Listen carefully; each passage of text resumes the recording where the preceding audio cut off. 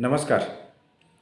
तो आज पूरा दिन प्रतीक्षा का समय रहा है जिसमें लोग प्रतीक्षा करते रहे कि किस प्रकार से आज क्या परिणाम रहेगा, आरएस परीक्षा पोस्टपोन होगी या नहीं होगी। और ये दोनों ही पक्ष हैं, चाहे वो आरएस पोस्टपोन कराना चाहते हो या ना कराने चाहते हो।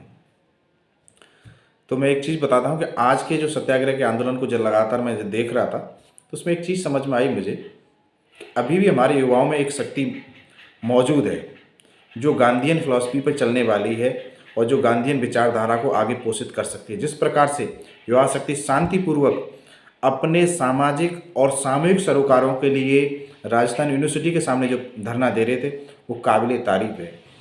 इसी समय मैंने एक और चीज़ गौर की कि एक जर्मन जो नागरिक थे वो भी वहाँ पे उपस्थित हुए और उन्होंने भी हम छात्रों से पूछा और अभ्यर्थियों से पूछा और उन्होंने समझा कि रियली में गांधीयन फिलॉसफी भी एक काम करते हुए किस तरीके से हम अपनी मांगों के लिए सरकार को समझा सकते हैं और सरकार को बता सकते हैं, अवगत करा सकते हैं। ये बड़ी इम्पोर्टेंट बात रही है। अब बात आती है कि क्या रहा आज।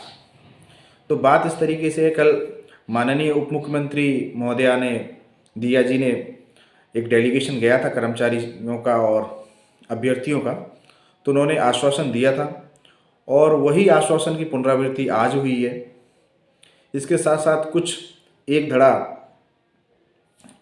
आरएसएस के कार्यकर्ताओं से भी मिला और उन्होंने भी आश्वासन दिया है, पर लेकिन कोई निर्णायक बात नहीं आ रही है, कोई निर्णायक मोड़ इसमें अभी तक नहीं आया।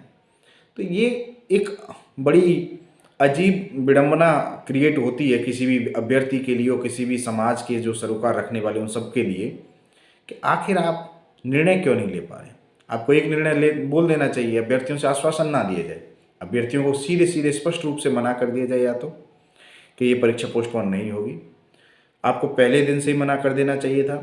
ठीक है, अभी भी अब देर तो बहुत हो चुकी है, पर लेकिन फिर भी आप अभी भी मना कर दें।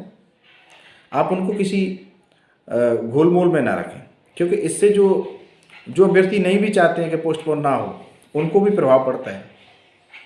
ठीक है, अब बात रही कि आगे क्या हो। मैं एक चीज़ बताता हूँ, यदि ये पोस्टपोन होता है तो बहुत वेल डन, नहीं होता है तो और वेल डन। क्योंकि जो अभ्यर्थी इसमें से पोस्टपोन कराना चाहते थे और उसके लिए उन्होंने संघर्ष किया, उन्होंने सत्याग्रह किया, उन्होंने अपनी बात रखी, उन्होंने बात रखने का जो सलीका सीखा, वो सबसे बड़ा महत्वपूर्ण है। कोई व्यक्ति कल अधिकारी बन जाएगा तो क्या हर बात वो मान लेगा? नहीं मानेगा, और माननी भी नहीं चाहिए, क्योंकि बहुत सारी बातें कई अनैतिक दबावों के कारण माननी होती है। तो इसको बचने का जो एक उपाय है वो सत्याग्रह है।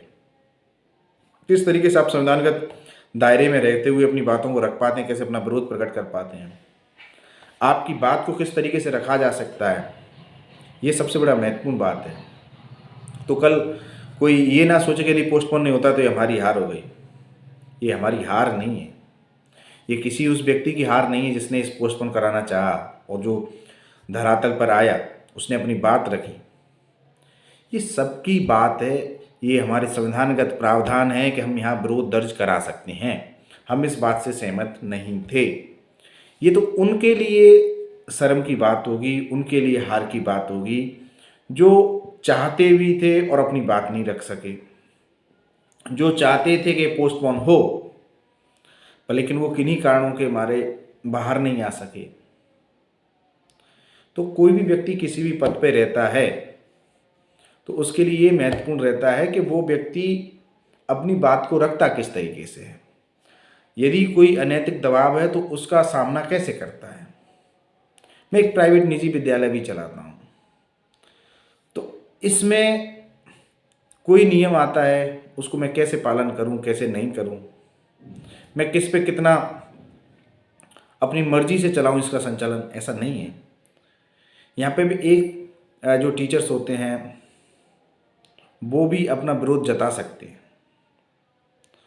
तो यही जो विरोध की जो प्रवृत्ति है, जो दूसरा दृष्टिकोण है, उसको सुनना, उसको समझना, उसके पहलू के साथ अपने पहलू का मिलान करना, यही वास्तव